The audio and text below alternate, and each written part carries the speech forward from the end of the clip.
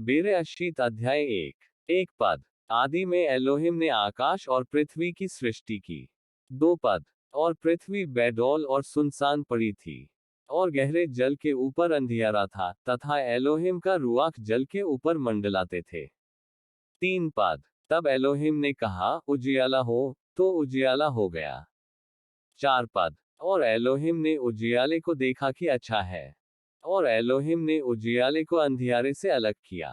5 पद। और एलोहिम ने उजियाले को दिन और अंधियारे को रात कहा, तथा सांझ हुई फिर भोर हुआ। इस प्रकार पहला दिन हो गया। 6 पद। फिर एलोहिम ने कहा, जल के बीच एक ऐसा अंतर हो कि जल 2 भाग हो जाए। 7 पद। तब एलोहिम ने एक अंतर करके उसके नीचे के जल और उसके ऊपर के जल को अलग अलग किया, और वैसा ही हो गया।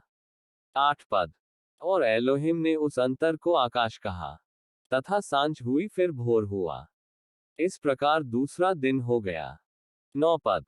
फिर एलोहिम ने कहा, आकाश के नीचे का जल एक स्थान में इकट्ठा हो जाए और सूखी भूमि दिखाई दे, और वैसा ही हो गया। 10 पद। और एलोहिम ने सूखी भूमि को पृथ्वी कहा, तथा जो जल इकट्ठा हुआ उसको उन्होंने समुद्र कहा, और एलोहिम ने देखा कि अच्छा है।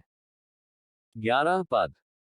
फिर एलोहिम ने कहा, पृथ्वी से हरी घास तथा बीज वाले छोटे छोटे पेड़ और फलदायी वृक्ष भी, जिनके बीज उन्हीं में एक एक की जाति के अनुसार होते हैं, पृथ्वी पर उगे, और वैसा ही हो गया। 12 पद। तो पृथ्वी से हरी घास और छोटे छोटे पेड़, जिनमें अपनी अपनी जाति के अनुसार बीज होता है, और फलदायी वृक्ष, जिनके बीज एक एक की जाति के अनुसार उन्हीं में होते हैं, उगे, और एलोहिम ने देखा कि अच्छा है। 13 पद। तथा सांझ हुई फिर भोर हुआ। इस प्रकार तीसरा दिन हो गया। 14 पद। फिर एलोहिम ने कहा, दिन को रात से अलग करने के लिए आकाश के अंतर में ज्योतियां हो, और वे चिन्हों और नियत समयों और दिनों और वर्षों के कारण हो। 15 पद। और वे ज्योतियां आकाश के अंतर में पृथ्वी पर प्रकाश देने वाली भी ठहरे, और वैसा ही हो गया। 16 पद। तब एलोहिम ने 2 बड़ी ज्योतियां बनाई। उनमें से बड़ी ज्योति को दिन पर शासन करने के लिए, और छोटी ज्योति को रात पर शासन करने के लिए बनाया, और तारागण को भी बनाया। 17 पद। एलोहिम ने उनको आकाश के अंतर में इसलिए रखा कि वे पृथ्वी पर प्रकाश दें। 18 पद।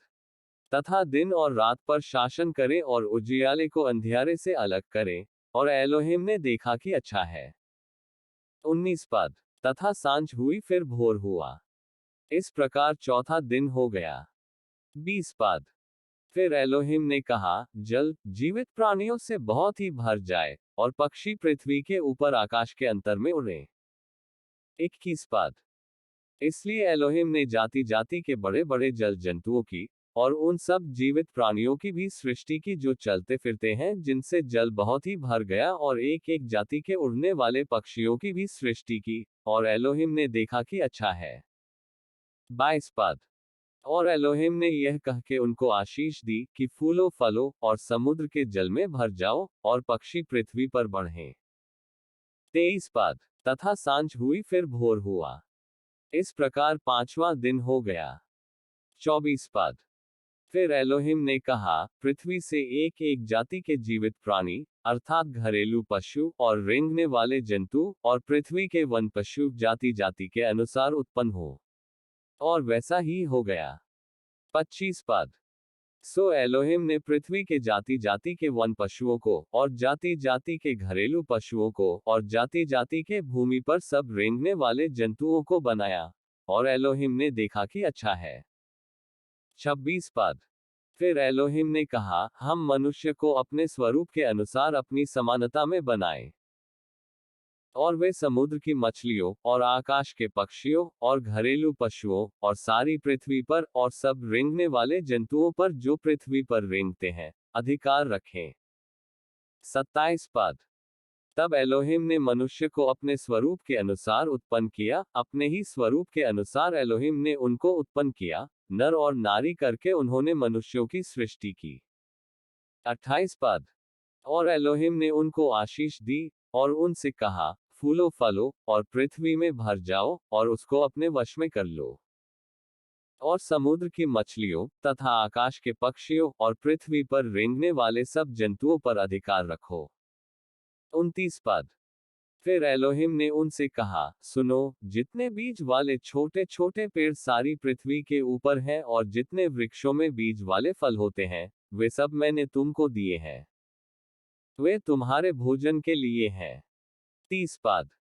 और जितने पृथ्वी के पशु, और आकाश के पक्षी, और पृथ्वी पर रेंगने वाले जंतु हैं, जिनमें जीवन के प्राण हैं, उन सब के खाने के लिए मैंने सब हरे हरे छोटे पेड़ दिए हैं। और वैसा ही हो गया। 31 पद। तब एलोहिम ने जो कुछ बनाया था, सबको देखा, तो क्या देखा, कि वह बहुत ही अच्छा है। तथा सांझ हुई फिर भोर हुआ। इस प्रकार छठवां दिन हो गया।